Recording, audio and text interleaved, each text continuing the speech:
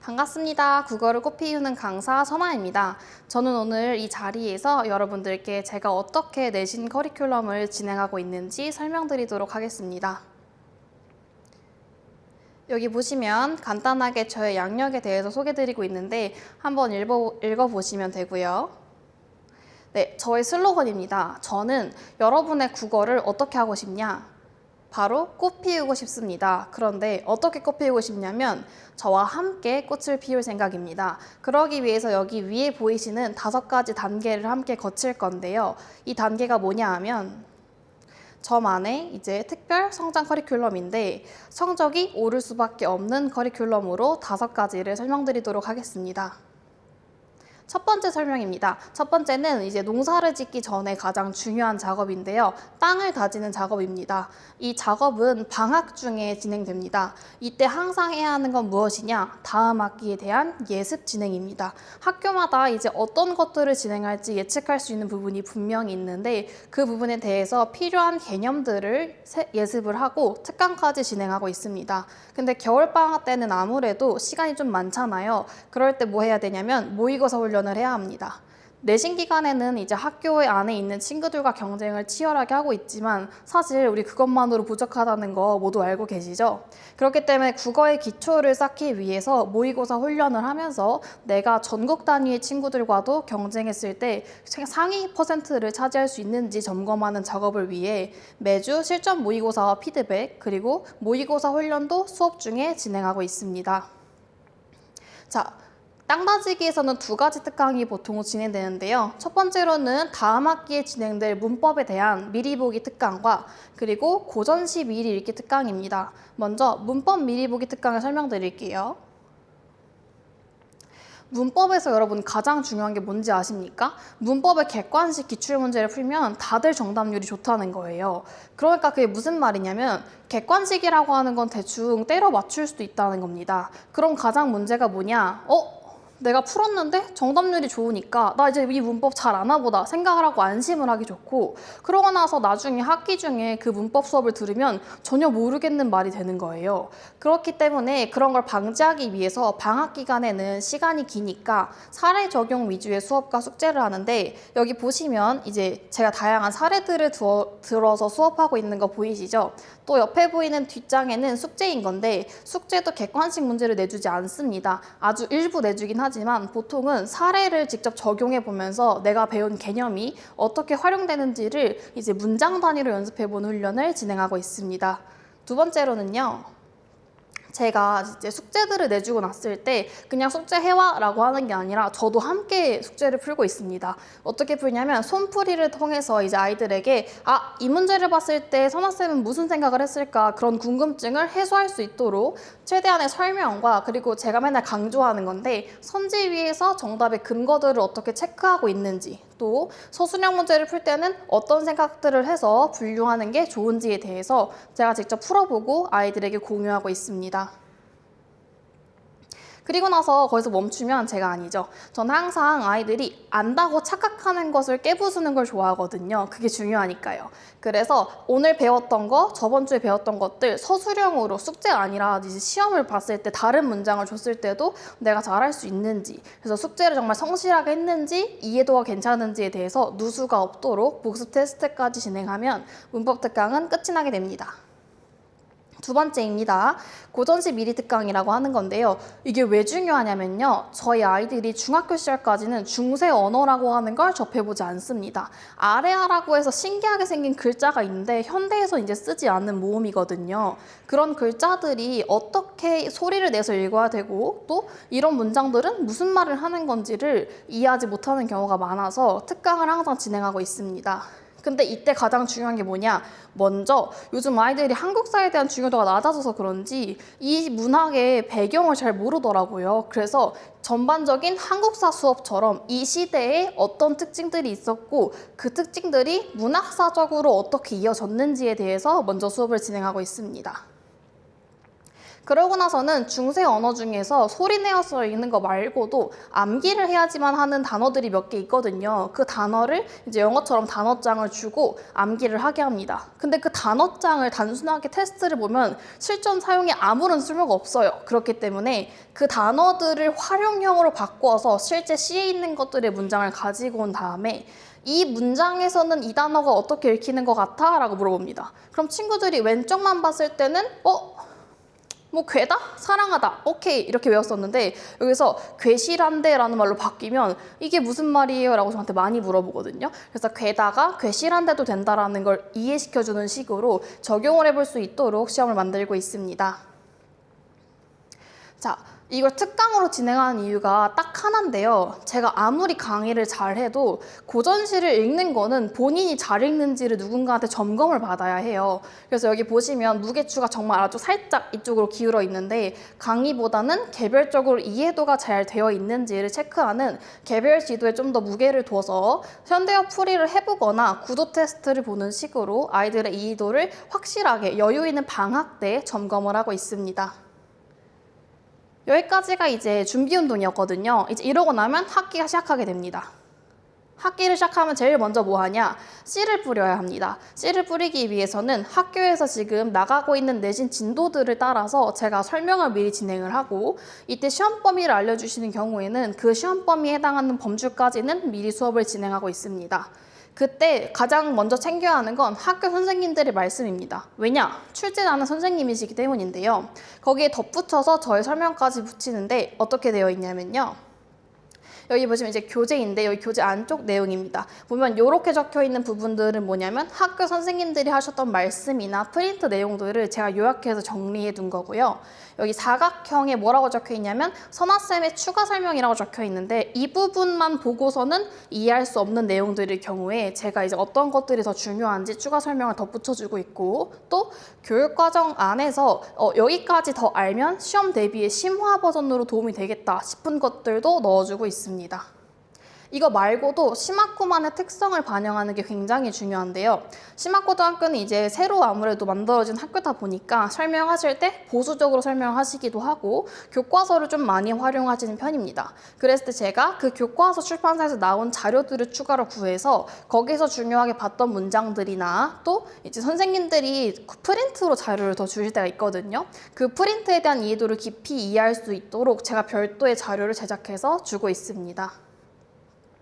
그 다음에 이제 시험 기간에 돌입해서 싹을 틔워야 하는 시간인데요.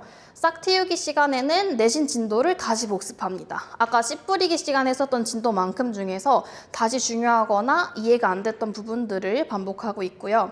그 다음에 객관식 문제 풀이를 이제 주어서 아이들이 객관식 문제를 풀면서 내가 배웠던 것들이 어떻게 문제로 이어지는지 그리고 어떻게 오답이 만들어지는지를 반복하면서 체화하는 과정입니다.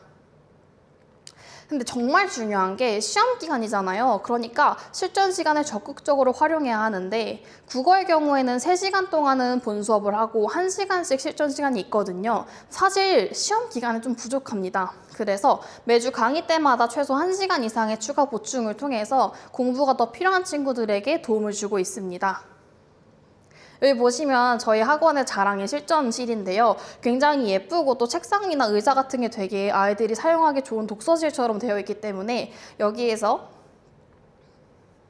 무한 테스트 제시라고 해서 테스트를 봤는데 점수가 너무 낮을 경우에는 반복적으로 테스트를 보기도 하고 또 답을 외우기 좋게 생긴 테스트는 시험지를 제가 바꿔서 내고 있습니다. 그래서 아이들이 약간 선생님이 테스트로 저희 괴롭히는 거 좋아하시는 것 같아요 이런 말도 하는데 다 너희를 위한 거라고 말을 하고 싶습니다. 또 과제를 미달했을 경우에는 그 주 안에 그게 끝나서 본인이 필요한 공부를 다 할 수 있도록 추가 학습 안내하고 있고요. 또 개별 숙제 피드백을 진행하고 있습니다. 근데 개별로 숙제를 어떻게 피드백해? 라고 물어보실 수 있는데 여기 보시면 이제 여기 교재 앞에 표지에 제가 적어놓은 글자들이 있어요. 이게 뭐냐면 친구들이 문제를 풀 때 가지고 있는 나쁜 습관들이 있습니다. 가장 대표적인 게 이런 거죠. 3번? 5번, 7번 체크했는데 체크만 되어 있는 페이지. 그런 경우에 이제 그런 것들이 왜 안 좋고 어떻게 개선해야 되는지 그런 것들에 대해서 세부적으로 적어주고 있고, 적어주고 끝내는 게 아니라 저도 개인적으로 교정을 해야 되는 것들에 대해서 적어놓고 기록해놨다가 반복될 경우에 한번 상담을 잡아서 그 친구한테 이렇게 푸는 게 왜 안 좋은지에 대해서 설명을 한번 더 해주고 교정하는 과정을 한번 옆에서 확인해주고 있습니다.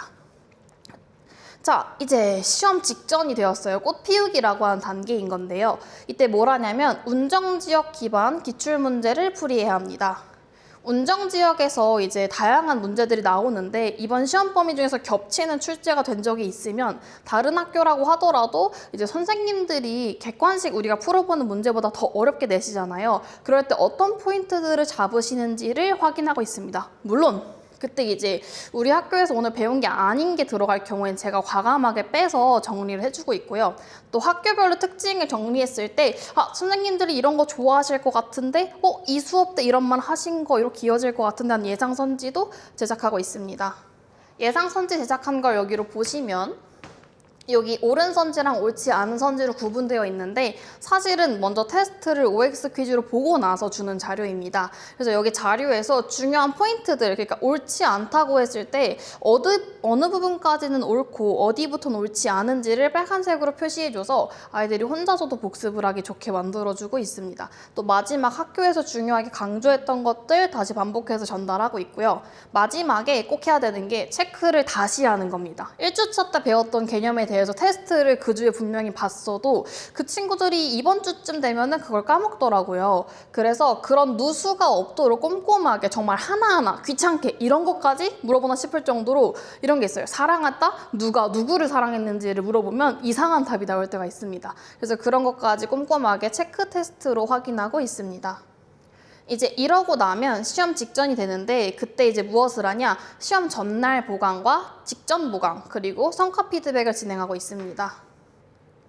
마무리는 정말 중요한 것 같아요. 그래서 제가 정말 꼭 들어야 할 직전 보강을 진행하는데요. 직전 보강 때 이제 아이들을 앉혀놓고 자습해라 이렇게 말하시는 분들도 있을 수 있지만 저는 사실 개별 상황이 어떻게 되더라도 아이들이 전날에 가장 원하는 건 시험 범위 전체를 다시 설명 듣는 거일 것 같아요. 그래서 아이들 앉혀놓고 시험 범위 전 범위를 처음부터 끝까지 훑어주면서 강의를 진행합니다. 아이들은 앉아서 듣기만 하면 돼요. 그래서 이미 잘 알고 있는 친구들은 복습을 하는 거고 모르는 친구들은 새로 듣는 기분이 들 수도 있고 물론 격차가 그렇게 크지 않게 만들어 놓지만 누가 들어도 좋을 만한 강의를 마지막에 진행하고 있습니다. 그리고 마지막으로 진짜 마지막 모의 시험을 한 번 더 봐서 내가 알고 있었던 것들 또 자주 애들이 헷갈렸던 것들이 괜찮은지 확인을 해줍니다. 그래도 불안한 친구들이 있어요. 특히 1학년 친구들이 시험이라고 하는 게 처음이거나 아직 익숙하지 않다 보니까 많이 무서워해서 어떤 일을 많이 하냐면 전날에 제가 직전 보강을 했을 때 이제 집에 일찍 보내주진 않고 저녁 먹을 시간보다 좀 지나서 보내주거든요. 근데 집에 가서 잠을 못 자는 거예요. 오늘 선생님의 수업을 들었더니 내가 모르는 게 더 있는 것 같은 거야. 아니면 선생님이 했던 말이 기억이 안 나거나 이해가 안 가는 거야. 그래서 불안해서 새벽까지 또 공부를 하다가 잠을 자고 또 약간 졸린 상태로 시험을 보러 가는데 국어는 여러분 정말 그러면 안 되거든요. 그래서 제가 아침 보강을 아주 일찍 6시, 7시 이럴 때 진행을 하고 있습니다. 그럼 이제 아이들이 내일 아침에 선아쌤을 아침 일찍 볼 거니까 지금은 자야 돼 라고 생각을 해서 안심하고 그냥 일찍 잘 수 있습니다. 왜? 내일 아침에 선아쌤한테 물어보면 되니까. 그래서 직전까지 함께해서 시험장에서도 제 목소리가 들릴 수 있도록 신경 쓰고 있습니다. 그리고 이제 시험이 끝나고 나서 성과 피드백을 하는데 성과 피드백 보시면 이렇게 개별 피드백과 이제 저에 대한 피드백 종이가 있습니다. 그래서 개별 상담을 하면서 본인이 틀린 이유를 이렇게 적어보고 있고 그 틀린 이유를 적었다고 해도 애들이 보통 몰라서라고 적거든요. 근데 몰라서가 아니겠죠. 그래서 제가 직접 다시 1대1로 만나서 시험지 봐놓고 문제 풀었던 과정들 다시 들어보면서 이걸 골랐던 이유가 네 생각에는 몰라서지만 내 생각에는 까먹은 것 같아. 개념을 아예 까먹은 거지 모르는 건 아닌 것 같다. 헷갈리는 것들을 선택하는 힘이 부족하구나. 이런 식으로 아이들마다 특징과 약점을 확인해놓고 기록해둡니다. 그렇게 하면 이제 이렇게 이제 되어 있는 것들을 기반으로 다시 땅을 다질 수 있고 이 5가지 과정이 순환되면서 국어가 점점 더 발전하게 되는 겁니다. 학생들의 만족도라고 하면 당연히 높을 수밖에 없고 사실 그게 제가 얼마나 수업을 잘하는지를 설명하는 것 같습니다. 이게 이제 한 번 시험 봤을 때 딱 한 개 반에서 취합을 했던 좋았던 부분들 자료인데 사실 더 갖고 오고 싶었는데 이제 너무 장이 부족해가지고 이렇게 잘라서 붙여왔어요. 그래서 이런 걸 보시면 알 수 있다시피 저에 대한 만족도가 굉장히 높습니다. 재미있어서 즐겁다는 친구도 있고 자습 때 볼 수 있는 비밀 노트도 좋아하고 또 필기 같은 걸 좋아하는 친구들 또 제가 좀 많이 암기 시험을 반복해서 그때 힘들었는데 좋았다고 이야기한 친구들까지 굉장히 많은 것들을 확인하실 수 있습니다. 그래서 여러분이 국어라고 하는 걸 사실 좀 어려워할 수 있다고 생각을 해요. 그래서 아주 기초적인 것부터 여러분이 사실 알고 있다고 생각했지만 헷갈렸던 그 기초적인 것부터 아주 깊은 심화까지 국어가 활짝 피어날 수 있도록 옆에서 항상 함께하는 선아가 되겠습니다. 감사합니다.